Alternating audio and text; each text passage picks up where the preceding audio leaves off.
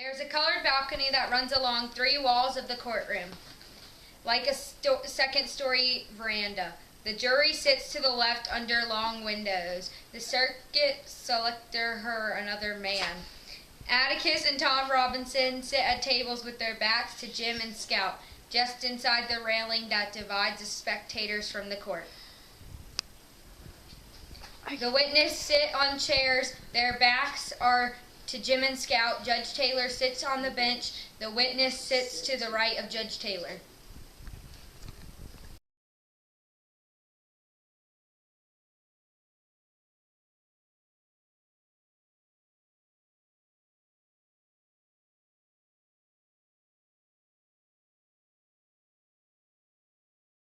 Mr. Tate. Well, I was called.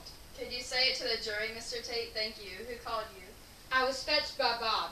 Mr. Bob Elwell yonder, one night. What night, sir? It was the night of November 21st. I was just leaving my office to go home when Mr. Elwell come in. Very excited he was, and said, "Get out to his house, quick, some nigger raped his girl." Did you go? Certainly. Got in the car and went as fast as I could. And what did you find? Found her lying on the floor in the middle of the front room. One on the right as you go in. She was pretty well beat up, but I helped her to her feet. As she washed her face in the bucket in the corner, and she was all right. I asked her who hurt her, and she said it was Tom Robinson. Asked her if he took advantage of her, and she said yes, he did. So I went down to the Robinson's house and brought him back. She identified the one, so I took him in. That's all there was to it. Thank you. Any questions, Atticus?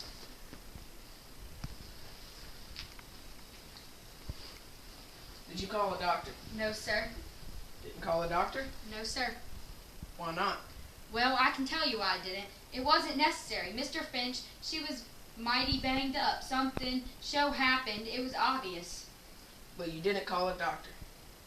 While you were there, did anyone send for one? Fetch one? Carry her to one? No, sir. He answered the question 3 times, Atticus. He didn't call a doctor. I just wanted to make sure, Judge. Sheriff, you say she was mighty banged up. In what way? Well, Just describe her injuries. Heck. Well, she was beaten around the head. There was already bruises coming on her arms, and it happened about 30 minutes before. How do you know? Sorry, that's what they said. Anyway, she was pretty bruised up when I got there, and she had a black eye coming. Which eye? Let's see. Can't you remember? Her left. Wait a minute, Sheriff. Was it her left facing you on her left? Looking the same way you were? Oh, yes, that make it her right. It was her right eye, Mr. Finch. I remember now. She was bunged up on that side of her face. Sheriff, repeat what you said. It was her right eye, I said.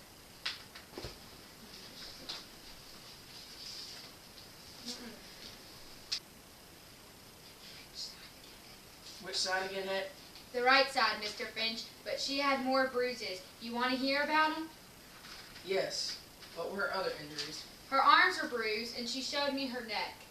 Were definite finger marks on her gullet. All around her throat? And the back of the neck? I'd say they were all around, Mr. Finch. You would. Yes, sir. She had a small throat. Anybody could have reached around it with.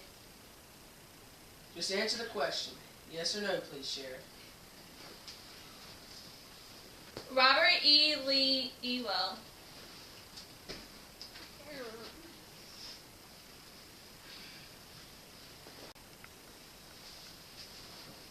So help me God. Mr. Robert Ewell, That's my name, Captain. are you the father of my Ella Ewell? Well, if I ain't, I can't do anything about it now. Her mama's dead.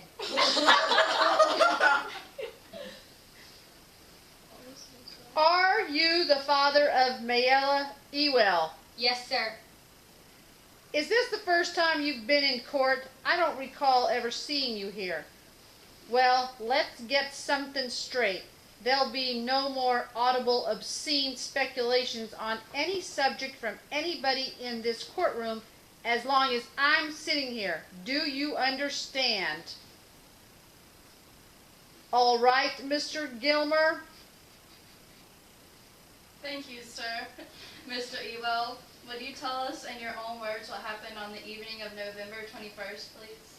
Well, the night of November 21, I was coming in from the woods with a load of kindling, and just as I got to the fence, I heard Mayella screaming like a stuck hog inside the house. What time was it? Just 4 sundown, while I was saying Mayella was screaming fit to beat Jesus, Judge Ella. Yes? Was she screaming? Well, Mayla was raising that holy racket, so I dropped my load and run as fast as I could. But I fun into the fence, but when I got disentangled, I run up to the window, and I seen Mr. Elwell's face grown scarlet. I think it's okay. Reverend, she doesn't understand it. I most certainly do. I can't understand anything you can. Ah, hush. She doesn't understand it. Reverend, she ain't mine yet. Mr. Finch. No, you all are here. This ain't fit for Miss Jean Louise or you boys either. He can't see it this far away. It's all right, Reverend Judge. Stop. There has been a request that this courtroom be cleared of spectators, or at least of women and children.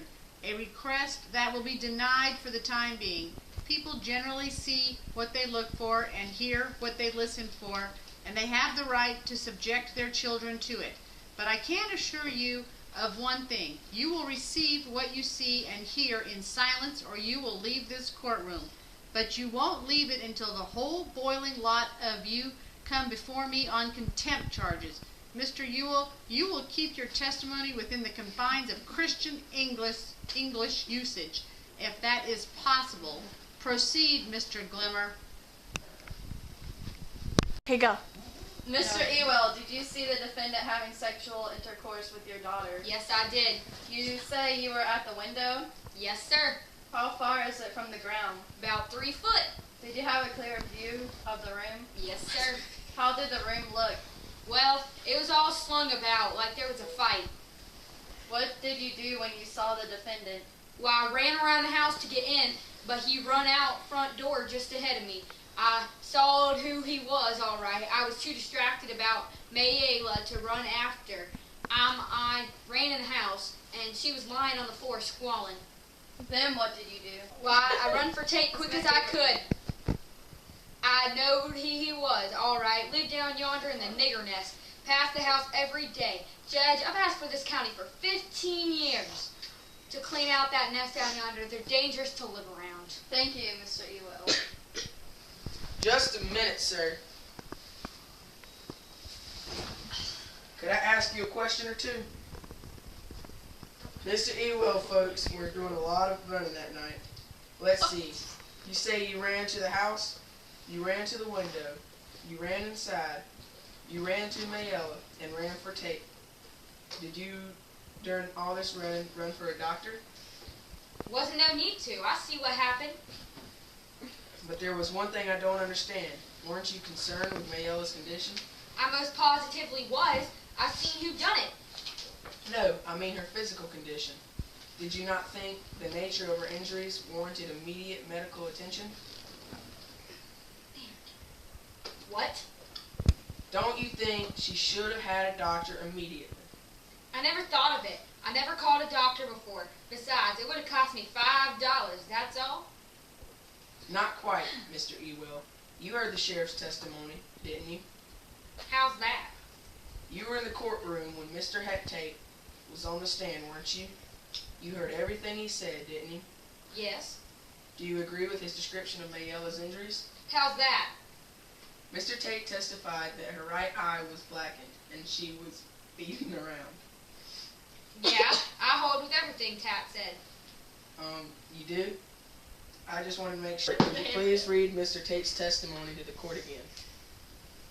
Well, she was beaten around the head. There were bruises coming on her arms anyway. She was pretty bruised up when I got there. She had a black eye coming. Mr. Finch.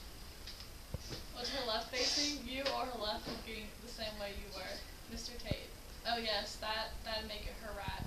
It was her right eye, Mr. Finch. I remember now. She was bunged up on the side of her face. Her arms were bruised and she showed me her neck. There were definite finger marks on her gullet. I'd say they were all around Mrs. Finch. Thank you, Bert. You heard it again, Mr. Ewell. Do you have anything to add to it? Do you agree with the sheriff? I hold with Tate. Her eye was blackened and she was mighty beat up. Mr. Ewell, can you read and write? Objection. Can't see that what witness literacy has to do with the case. Irrelevant and immaterial. Judge, if you allow the question plus another one, you'll soon see. All right, let's see, but make sure we see Atticus overruled. Can you read and write? I most positively can. How do you think I sign my relief checks? Would you write your name for us? Clearly now. Soothe. So the jury can see you do it. What's so interesting? You're left-handed, Mr. Ewell?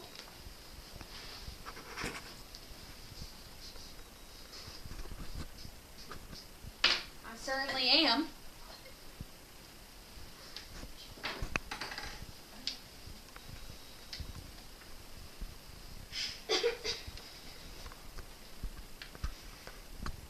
I don't see what my being left-handed has to do with it.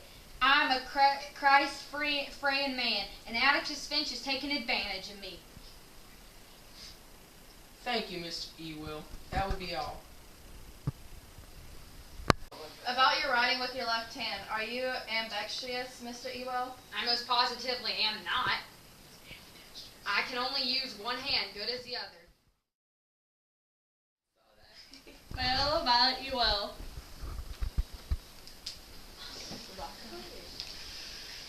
Where were you at the desk on that evening? On the porch. Which porch? Ain't but one, the front porch. What were you doing on the porch? Nothing. Just tell us what happened. You can't do that, can't you? That's enough now. Don't be afraid of anybody here as long as you tell the truth. All this is strange to you, but you've nothing to be ashamed of and nothing to fear. What are you scared of?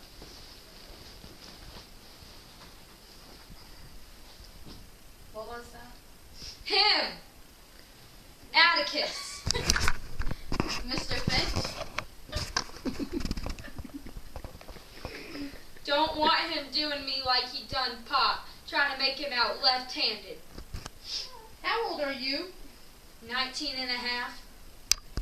Mr. Finch has no idea of scaring you, and if he did, I'm here to stop him. That's one thing I'm sitting up here for.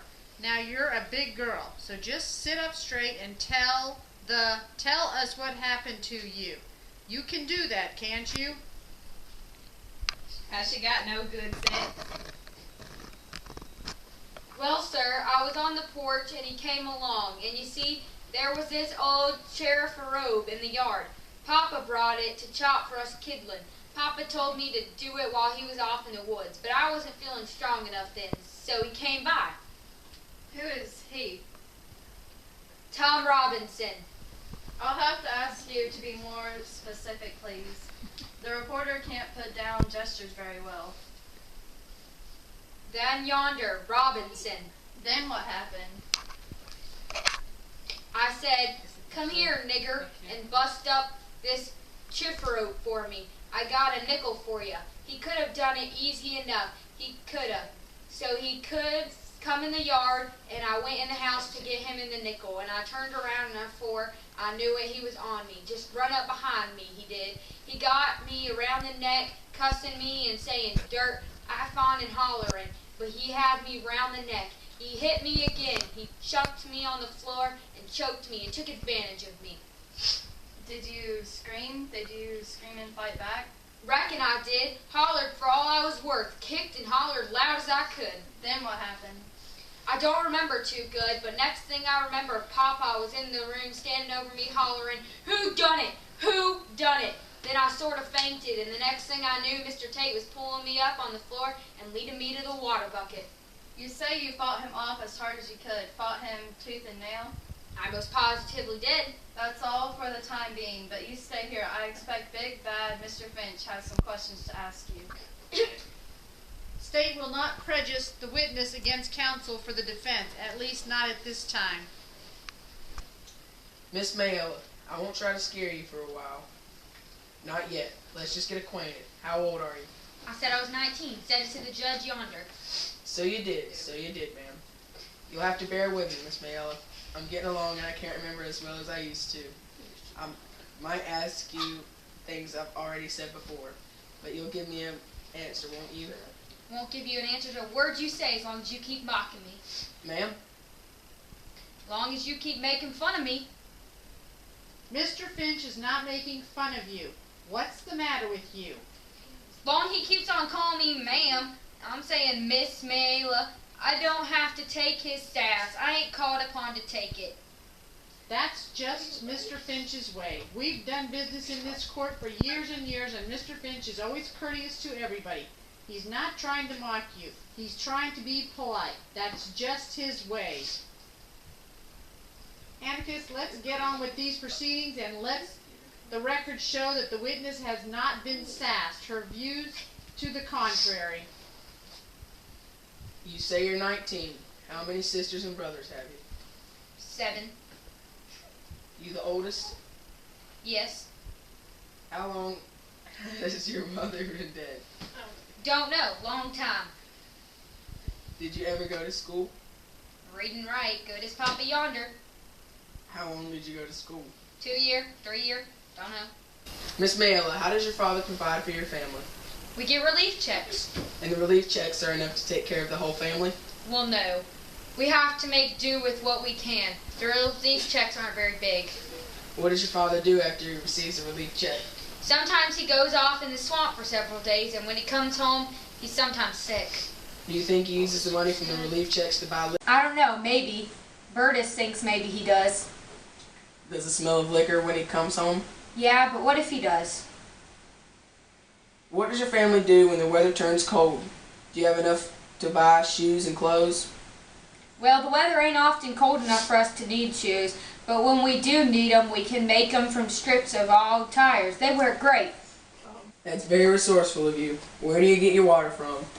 We haul it in buckets. There's this spring that runs out on the end of the dump. Aren't you afraid of that water being dirty? We keep the place clear of trash. What about bathing? If you want to take a bath, you take one. You have to haul your own water to take it to. Sometimes the kids don't get a bath on a regular basis. Is your family healthy? We do okay. No one ever gets sick? Well, the younger kids always seem to have a cold, and they suffer from groundage, but we don't need to see no doctors. Hasn't anyone ever come to check on you to see why you aren't in school? There's this lady who comes around sometimes. She asked me why I didn't stay in school, and I wrote down the answer. I told her with 2 members of the family reading and writing, there was no need for the rest of them to keep up. Our papa needs us at home. Miss Mayella, a 19-year-old girl like you must have some friends. Who are your friends? Friends? Yes, don't you know anyone near your age, or older, or younger? Boys and girls, just ordinary friends? You making fun of me again, Mr. Finch? Do you love your father, Miss Mayella? Love him. What you mean? I mean, is he good to you? Is he always easy to get along with? He does tolerable, except when nothing, I said. He does tolerable. Except when he's drinking? Does he ever go after you? How do you mean? When he's riled. Has he ever beaten you? Answer the questions, Miss Mayella. My pa's never touched a hair on my head in my life. He never touched me. We've had a good visit, Miss Mayella, and now I guess we better get to the case. You say you asked Tom Robinson to chop up, what was it? A chipper robe, an old dresser full of drawers on one side. Was Tom Robinson well known to you? What you mean? I mean, did you know who he was, where he lived? I know who he was. He passed the house every day. Was this the first time you asked him to come inside in the fence?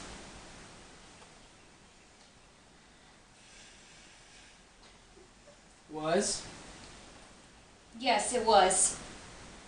Did you ever ask him to come inside the fence before? I did not. I certainly did not. One did not is certainly enough. You never asked him to do odd jobs for you before. I might have. There were several niggers around. Can you remember any other occasions? No. Alright. Now, to what happened. You said Tom Robinson was being in the room when you turned around, that right? Yes. You said he got you around the neck cussing and saying dirt, is that right? Right. You say he caught and choked me and took advantage of me, is that right? That's what I said. Do you remember him beating you about the face?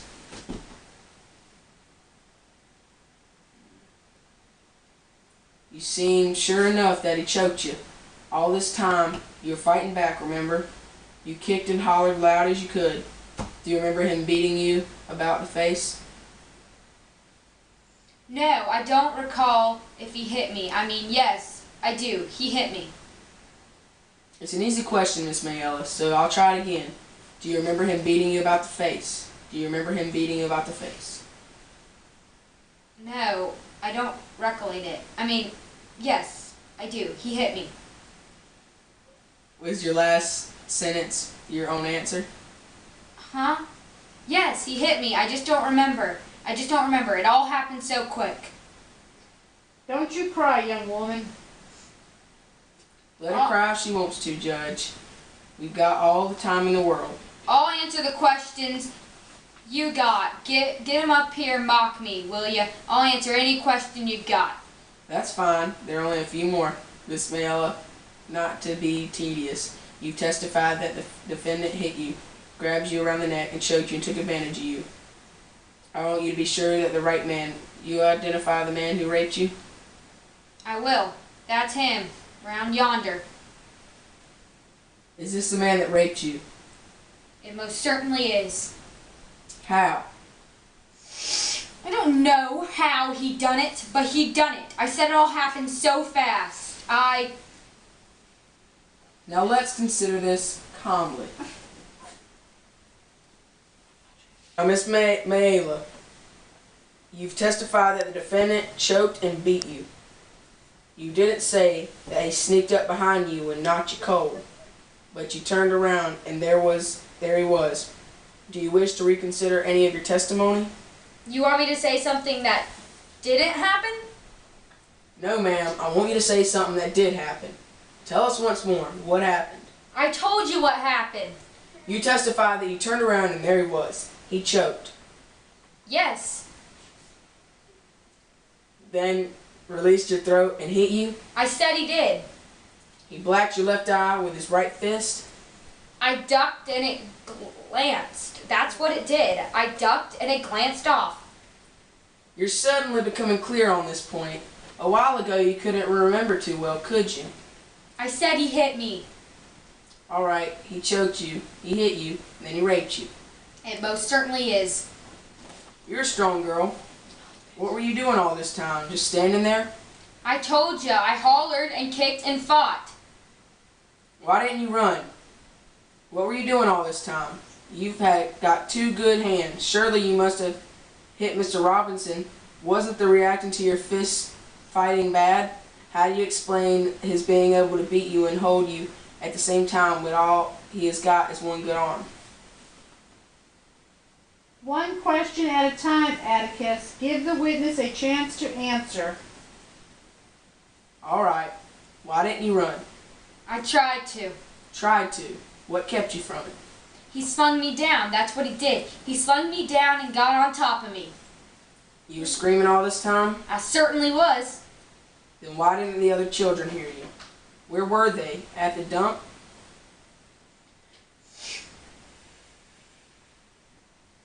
Where were they? Why didn't your screams make them come running? Dump's closer than the woods. Did you scream first at your father instead of at Tom Robinson? Was that it? Did your father see through the window? the crime of the rape or the best defense to it. Why don't you tell the truth, child? Didn't Bob Ewell beat you up? I got something to say. Do you want to tell us what happened? I got something to say, and I ain't gonna say it no more. That nigger yonder took advantage of me. If your fine, fancy gentlemen don't want to do nothing about it, then you're all yellow-skinned cowards. Sticking cowards, the lot of you. Your fancy arms don't come to nothing. Your ma'am and Miss Marilyn don't come to nothing. The state rests. It's time we all did. It'll take 10 minutes. Did Mr. Underwood seen us? We come down sometimes to watch him. It's going to take him the rest of the afternoon now, you watch. But he was hell with spitball. It's getting on to 4. Shall we try to wind up this afternoon? How about it, Atticus? I think we can. How many witnesses you got? 1. Well, call him.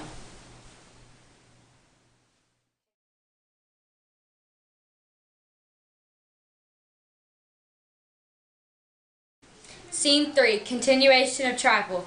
Tom Robinson is called to the witness stand. He lifts his right arm with his left hand to put it on the Bible. As he raises his right hand to take the oath, his useless left hand falls off to the Bible. He tries again. I swear to tell the truth, but nothing else but the truth. That'll do, Tom. How old are you? 25, sir. Are you married? Yes, sir. Any children, Tom? 3, sir. Tom, have you ever been in jail before? Once I got 30 days for disorderly conduct. It must have been disorderly. What did it consist of? Got in a fight with another man. He tried to cut me. Did he succeed? Yes, sir. I had to serve cause I couldn't pay the fine. Other fellow paid his. Were you acquainted with Miss Mayella Violet Ewell? Yes, such I had to pass her place, Gorf, and from the field every day. Whose fields? I picked for Linkby's. Were you picking cotton in November? No, sir. I worked in his yard fall and wintertime. I worked pretty steady for him all year round. He got a lot of pecan trees and things. You say you had to pass the Ewell place to get to and from work. Is there any other way to go? No, sir. None I know of. Did she ever speak to you? Why, yes, sir. Why, yes, sir. I tip my hat when I go by, and one day she asked me to come inside the fence and bust up a shift robe for her. When did she speak you to chop, or when did she ask you to chop the shift robe? Mr. Finch, it was away last spring.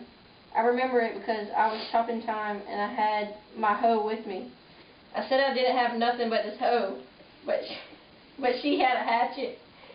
She gave me the hatchet and I broke up the shift robe. She said, I reckon I'll have to give you a nickel, won't I? And I said, no ma'am, there ain't no change. Then I went home. Mr. Finch, that was way last spring, way over a year ago. Did you ever go on the place again? No, sir. When? Well, I went lots of times. Under what circumstances? Please, sir. Why did you go inside the fence lots of times? She called me in, sir. Seemed like every time I passed by yonder, she had something for me to do. Chopping, kindling, cotton, water for her. She watered them red flowers every day. What were you paid for your services? No, sir. Not after she offered me the nickel for the first time. I was glad to do it. Mr. L. didn't seem to help her none. And neither did the chillin'. And I know she didn't have any nickels to spare. Where were the other children? They was always around all over the place. They'd watch me work, some of them, and some of them sit in the window. Would Miss Mayella talk to you? Yes, sir, she taught me. Did you ever at any time go on the Ewell property. Did you ever set foot on the Ewell property without an expressed invitation from one of them? No, sir. Mr. Finch, I never did. I wouldn't do that, sir.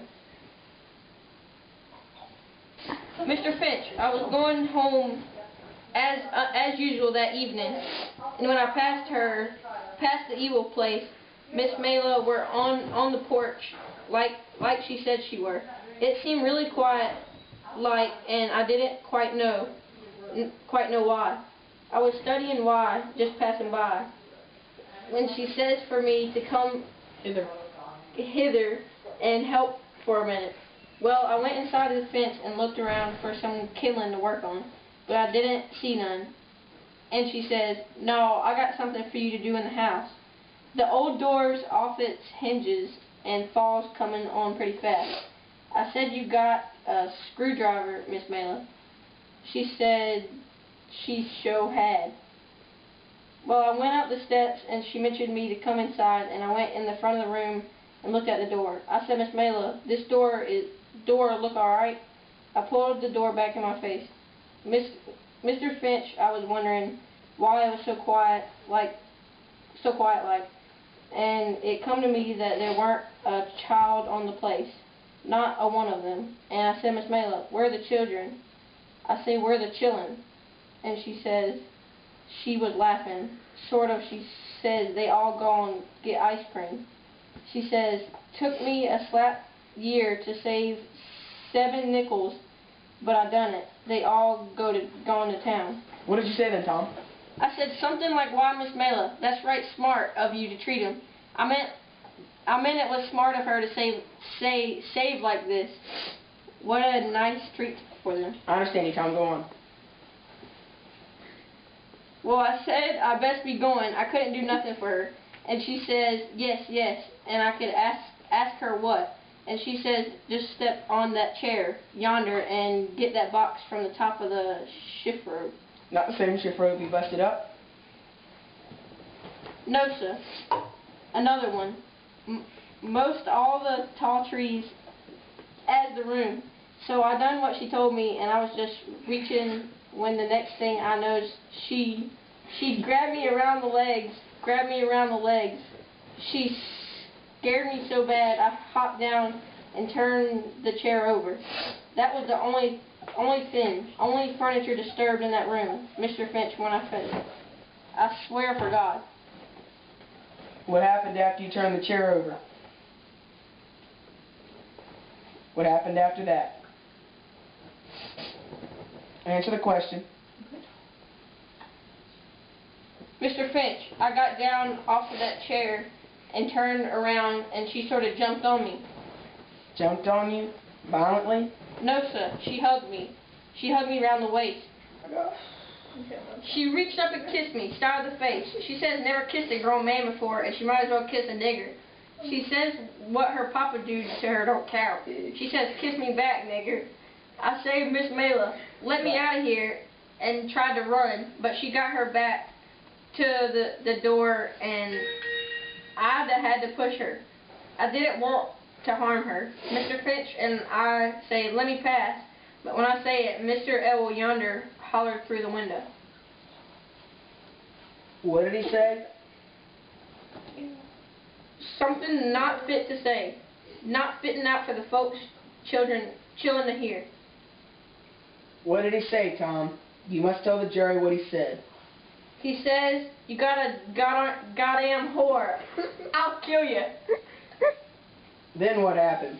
Mr. Finch, I was running so fast I didn't know what happened. Tom, did you rape Mayella Ewell? I did not, sir. Did you harm her in any way? I did not, sir. Did you resist her advances? Mr. Finch, I tried to. Though being ugly to her, I didn't want her to be ugly. I didn't want to push her or nothing.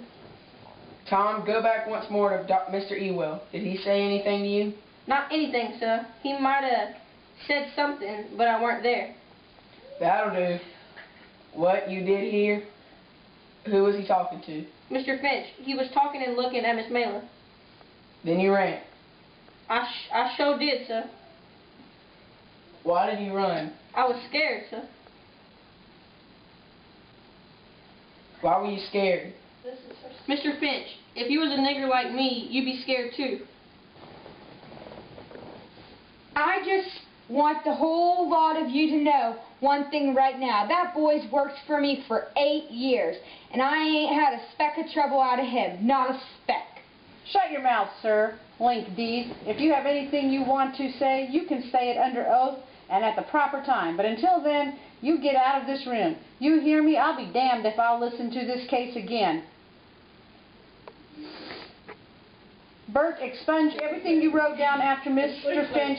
If you were a nigger like me, you'd be scared too. You gentlemen will disregard the interruption and everything Mr. Dees has said. Go ahead, Mr. Glimmer. You were given 30 days, once for disorderly conduct, Robinson. Yes, sir. What did the nigger look like when you got through with him? He beat me, Mr. Glimmer. Yes, but you were convicted, weren't you? It was a misdemeanor, and it's in the record, Judge. Witness, answer though.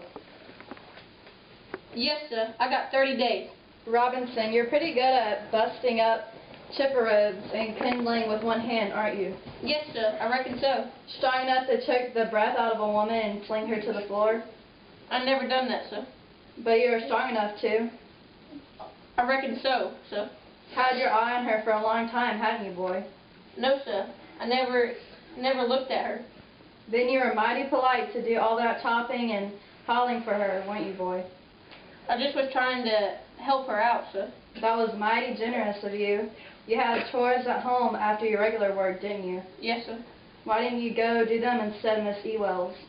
I've done them both, sir. You must have been pretty busy. Why? Why what, sir?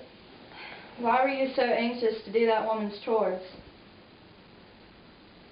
Looked like she didn't have anybody to help her. Like I said.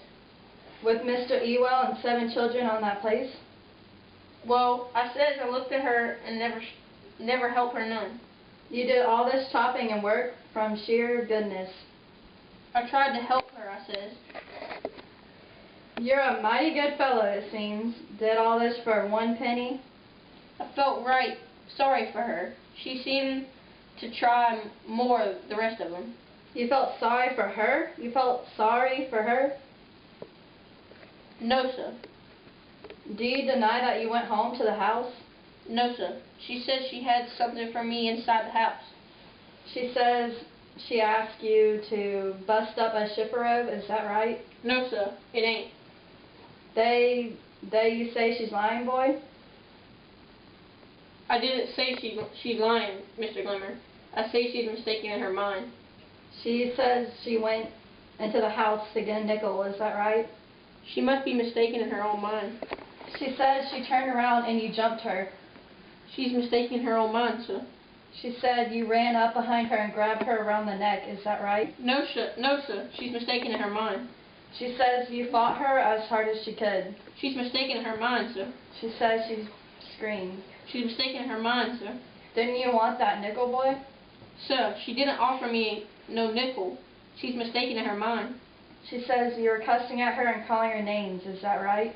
No, sir. She's mistaken in her mind. Are you saying that none of this happened the way Ewell said it did? Sir, I said she's mistaken in her mind.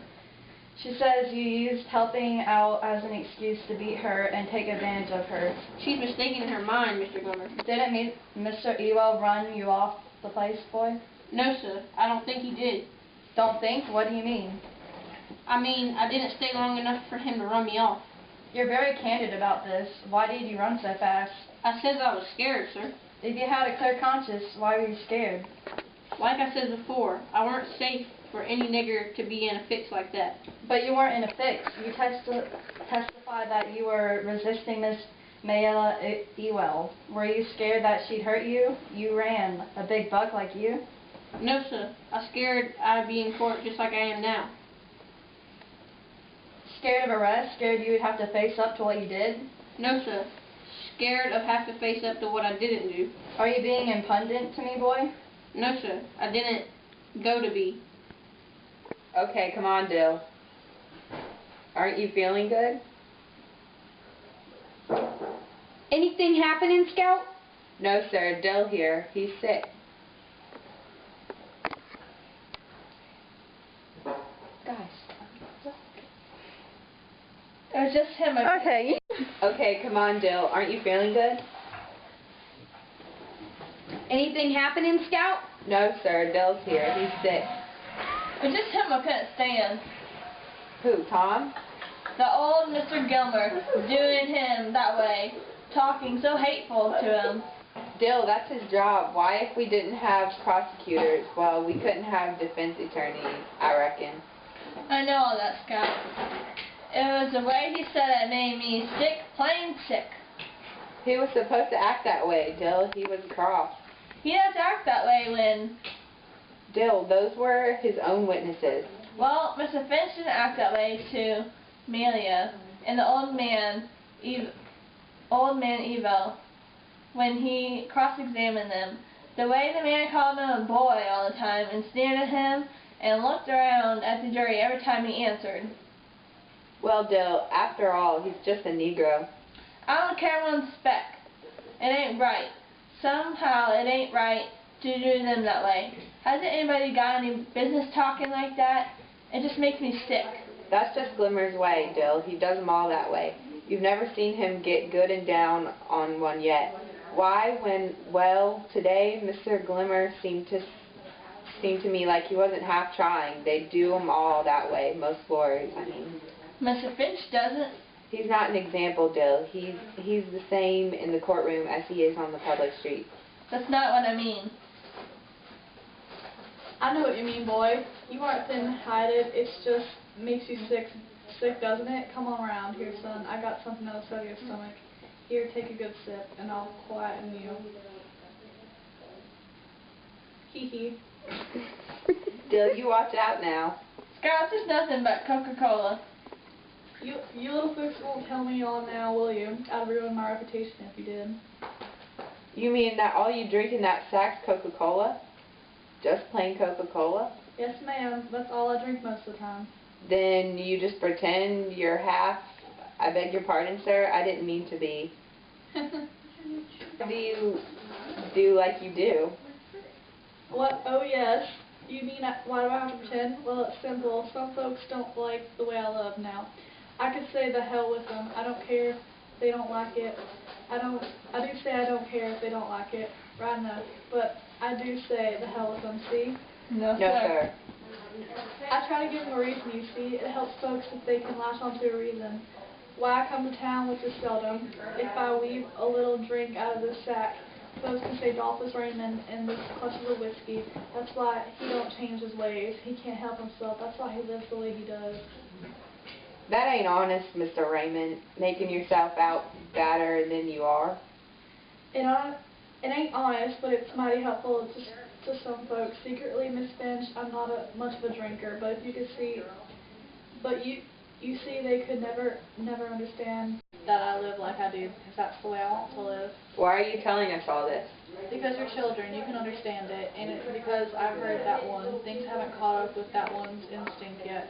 Let him get a little older, and he won't get sick and cry. Maybe things will strike him as being not quite right, say that he won't cry, not when he gets a few years on him. Cry about what, Mr. Raymond?